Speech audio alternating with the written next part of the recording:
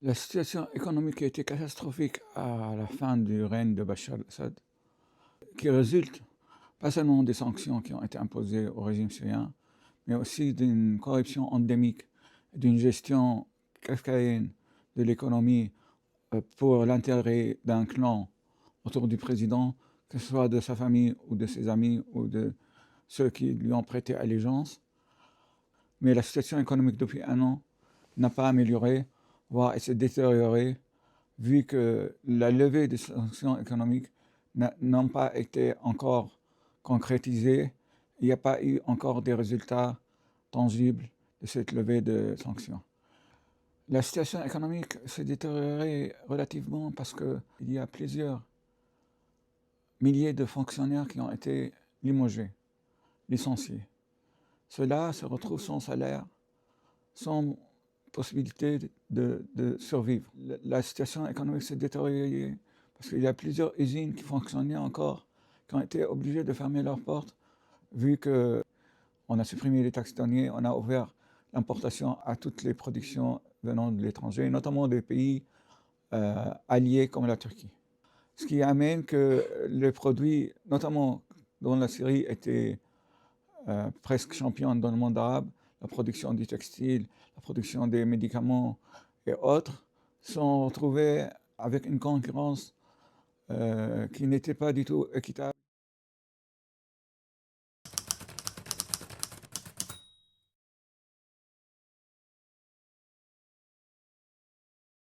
Malheureusement, avec le changement du gouvernement, il y a eu une réaction pavlovienne par rapport à l'ancien régime, en le considérant comme étant un régime socialiste. Alors, ce nouveau gouvernement, il a décidé de rompre avec le socialisme, à savoir que le socialisme n'a jamais existé durant la famille Assad. Il y avait le clanisme, le capitalisme de l'État, même s'il y avait des choses qui ressemblent aux pays socialistes, comme l'enseignement et la santé qui étaient gratuites. Alors, la rupture avec le socialisme a amené les conseillers des ministres de l'économie et de la Banque centrale à croire que le néolibéralisme, voire l'ultralibéralisme, c'est une bonne chose pour l'avenir de la Syrie. Ainsi, il y a eu des déclarations de certains responsables économiques qui rêvaient de privatiser même les services publics. Donc, on va vers une libéralisation aveugle de l'économie et j'espère qu'il va y avoir des freins, et notamment après la lecture de la réaction du père de l'actuel président, Ahmad Shara. Son père, c'est un économiste du pétrole qui tweete de temps à autre. Il a critiqué cette ouverture presque sans limite de l'économie vers le marché extérieur.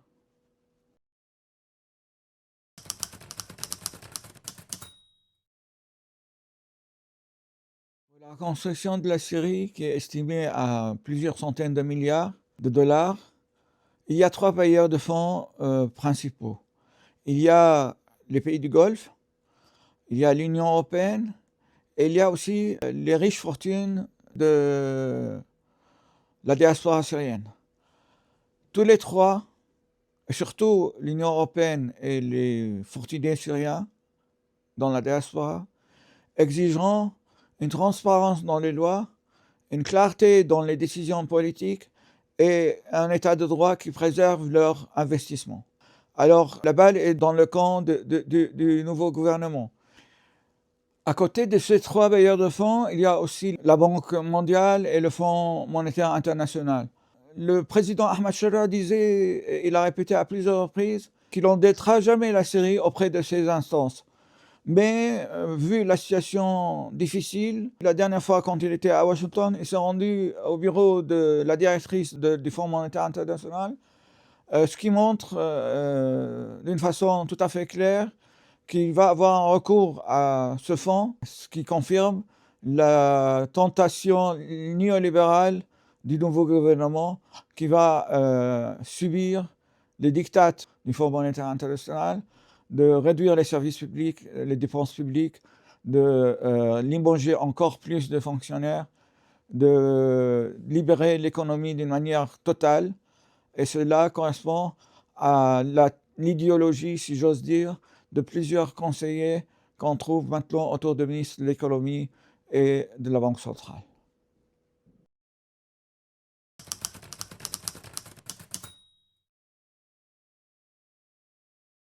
Quand les rebelles ont conquéri les villes syriennes et ils ont laissé à côté toute vengeance et toute réaction contre les civils provenant des minorités qui ont été accusés d'être loyaux à l'ancien régime, accusés à tort, bien sûr, d'être loyaux à l'ancien régime, tout le monde était agréablement surpris.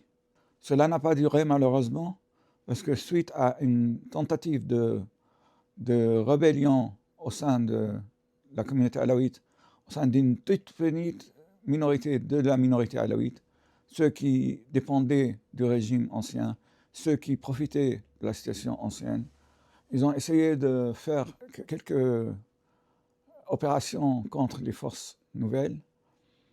Bien entendu, il fallait que les forces de la sécurité réagissent. Ils ont combattu les rebelles de la toute petite minorité, de la petite minorité alaouite, en élargissant la tuerie vers des civils, voire plusieurs centaines, voire des milliers de victimes dans la dite région de la côte. Cela a amené le régime à reconnaître qu'il y a eu des exactions hors la loi et à former une commission d'enquête. Et ça n'a pas amené le nouveau gouvernement à revoir sa politique, parce que juste quelques mois après, il y a eu aussi une réaction sans raison tangible contre la communauté druze. Il n'y a pas eu de rébellion au sein de la communauté druze contre le nouveau pouvoir.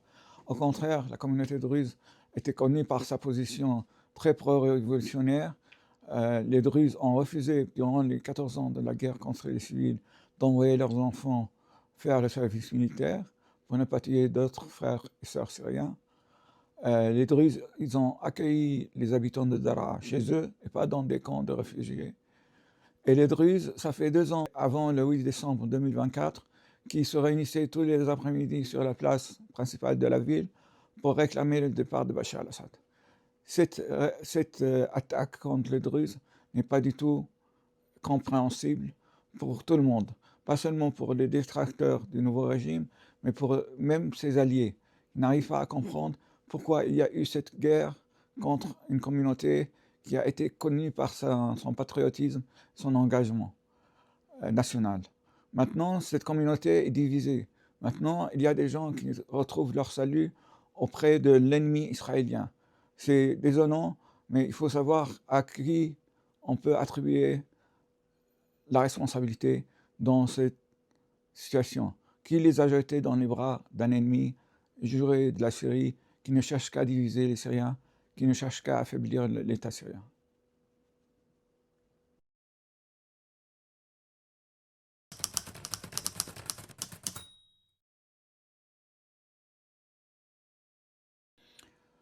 La stratégie d'Israël qui remonte avant Netanyahou, c'est de diviser la Syrie en plusieurs États à base communautaire, confessionnelle. Cela a été tenté par le mandat français dans les années 20, en divisant la Syrie entre État alaouite, État de Hama, État d'Alep, État de Damas et État des Druzes. Et les Druzes ont lancé la révolte syrienne en 1925. Cette année, on célèbre le 100e anniversaire de cette révolte. À sa tête, il avait Sultan Bachar al-Attash, le leader druze connu, contre cette division de la Syrie. Et cette division a échoué. Depuis la création de l'État d'Israël en 1948, les tentatives c'était de créer autour d'elle des États à base religieuse. Pour ça, ils ont soutenu les forces libanaises au Liban pour créer un État maronite pour légitimer l'existence d'un État juif. Et la tentative en Syrie a trouvé un terrain fertile avec l'effondrement du régime Bachar al-Assad qui protégeait les frontières avec Israël, qui empêchait tout acte de résistance partant de la Syrie pour atteindre Israël d'exister, après son départ, les Israéliens, ils ont commencé d'abord par la destruction massive des forces armées syriennes. Ils ont détruit complètement l'armée de l'air, et la marine nationale, et tout ce qui donne un pouvoir, même minime, à l'armée syrienne de résister contre toute ambition israélienne territoriale. Il faut aussi se rappeler que ce n'est pas seulement les extrémistes israéliens qui parlent de l'État d'Israël historique qui doit s'étendre entre l'Euphrate et le Nil. Les deux lignes bleues sur le drapeau israélien, c'est les deux rivières. Israël se trouve entre les deux rivières. Depuis le 8 décembre 2024, après les frappes massives contre les forces armées syriennes, l'armée israélienne a pénétré les territoires syriens et ils ont traversé la zone non militarisée qui devait être contrôlée par les Nations Unies. Et ils sont arrivés dans la zone qui était censée être contrôlée par l'armée syrienne. Et ils sont arrivés presque à 20-25 km de Damas. Maintenant, le Premier ministre, il se rend à Konaïtra comme s'il se rendait dans un territoire qui le gouverne. Konaïtra, c'est une ville qui a été libérée en 1973 par l'armée syrienne du plateau du Golan. Netanyahou, il se rend dans cette ville comme si il a reconquéré cette ville, comme s'il a toute la légitimité d'être sur un territoire occupé. Mais malheureusement, la réaction politique syrienne était très timide. On se rappelle à l'époque de la famille Assad, chaque fois qu'Israël s'attaque à la Syrie, la réaction officielle c'était « nous allons choisir le moment opportun et le lieu opportun pour réagir ». Ils n'ont jamais réagi. Cette fois-ci, il n'y a même pas eu cette phrase, et il y a eu quelque chose comme ça se fait pas, c'est pas gentil. Il s'agit d'une violation flagrante de la souveraineté territoriale qui mérite plus que c'est pas gentil. Vu l'impunité totale que le gouvernement israélien ressent au sein de la dite communauté internationale, vu qu'il a violé toutes les lois et toutes les conventions et les chartes concernant la souveraineté des États, les droits de l'homme, les crimes contre l'humanité, les crimes de guerre, les génocides, vu qu'il a une défense efficace au sein des lobbies pro-sionistes dans plusieurs pays qui ont la décision dans cette région, je crois que tôt ou tard, ces ambitions, si ça continue à bénéficier de cette impunité, peuvent se réaliser. Mais cela dépend aussi de la façon avec laquelle le nouveau pouvoir syrien va collaborer avec son propre peuple pour renforcer le front intérieur, pour rassembler les Syriens autour d'un projet national, pour rendre aux Syriens le sentiment d'être citoyens et pas seulement d'être sujets.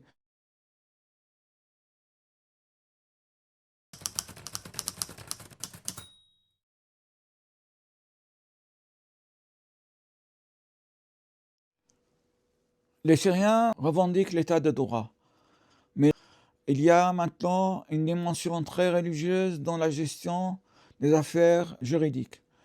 Il y a un ministre de la Justice qui vient des rangs de HTC, c'est-à-dire du Front de libération de Cham, présidé par Ahmed Shara, l'actuel président, qui ont une base théologique très forte et très sévère. Pour le moment, la justice peine parce qu'il y a beaucoup de juristes qui ne sont plus impliqués dans le système. Il y a ceux qui travaillaient pour l'ancien régime qui ont été écartés. Il y a ceux qui ont fait défection au début de la Révolution, qui sont appelés à réintégrer leur service. Mais en même temps, il n'est pas clair si on va adopter un état de droit qui respecte les droits de tout et de chacun, ou on va adopter un droit religieux qui est interprété par les concernés comme ils veulent l'interpréter et pas comme il doit l'être au XXIe siècle.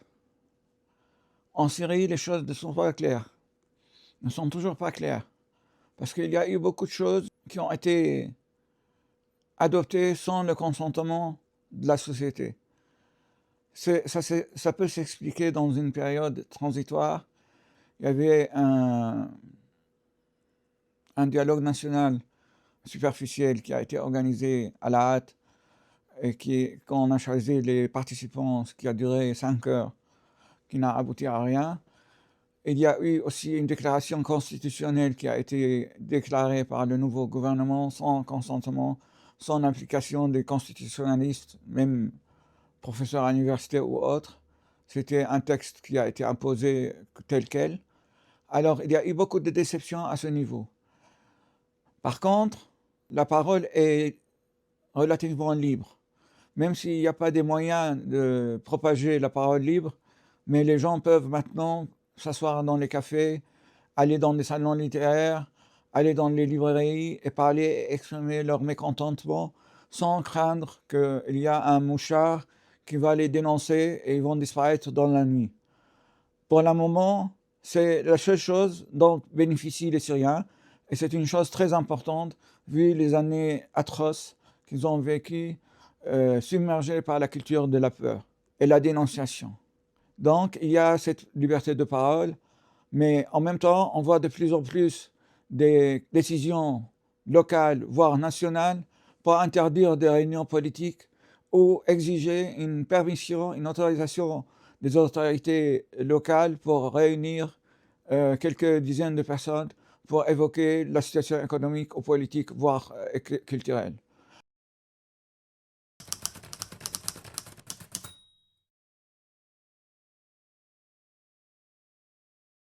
Depuis le début de la révolution syrienne, la société civile syrienne a beaucoup travaillé sur ce qu'on appelle la justice transitionnelle. Il y a eu beaucoup de formations, il y a eu des échanges avec les pays qui ont connu des expériences relativement réussies dans ce domaine, parce qu'il n'y a aucune expérience complètement réussie dans l'histoire moderne. Mais quand même, les Syriens ont profité de ces expériences pour améliorer une proposition qui reconnaît les torts, qui récompense les victimes, qui préserve la mémoire et qui sanctionne les criminels. Le nouveau pouvoir a composé une commission nationale pour la justice transitionnelle, mais cette commission, avec toutes les bonnes volontés qu'elle existe, elle est face à un dilemme. La majorité des exactions qui ont été commises en Syrie, c'est l'œuvre de l'ancien régime. Mais aussi, il y a des exactions qui ont été commises par la HTC.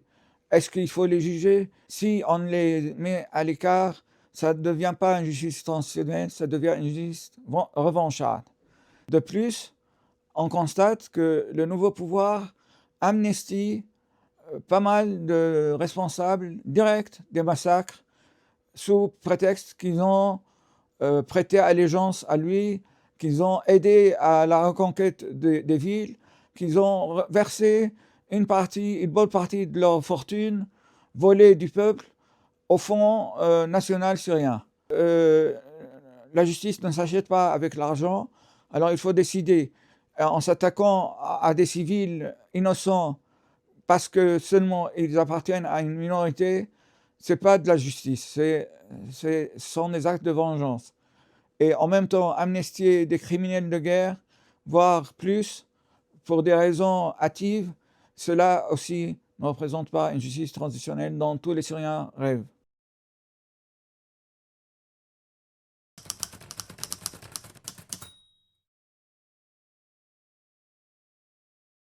Suite au massacre sur la côte et dans la région de Druze, il y a eu 2 commissions d'enquête. Les conclusions de cette commission ont été rendues. On a commencé à arrêter des présumés coupables et les présenter à la justice. Ça a été transmis à la télé en toute transparence. Mais en même temps, cette transmission à la télé a montré des failles dans le système juridique et ils ont montré même que ce sont des procès presque pour la télé. Le juge qui prononce l'accusation et l'accusé qui répond très froidement que j'étais pas là, j'étais pas présent. Et si on voit ma photo sur une vidéo où j'exécute des civils, c'est l'intelligence artificielle. Et il paraît que cela a suffi pour que ce monsieur soit innocenté. Je n'ai pas suivi le reste parce que j'ai été tellement choqué par cette mise en scène. Alors il faut voir, parce que certains criminels qui ont commis des actions sur la côte, on a vu leur même tête dans les atrocités qui ont été commises dans la région de Druze quelques mois après. Alors ces gens-là qui sont connus et reconnus, ils sont filmés eux-mêmes en train d'exécuter les civils, n'ont pas été arrêtés, ils ont recommencé leur œuvre sanguinaire dans une autre région. Il faut que les choses soient plus claires, plus transparentes. Il faut une justice vraiment sérieuse. Il faut plus entendre parler d'intelligence artificielle parce que franchement, c'est prendre les gens pour des imbéciles.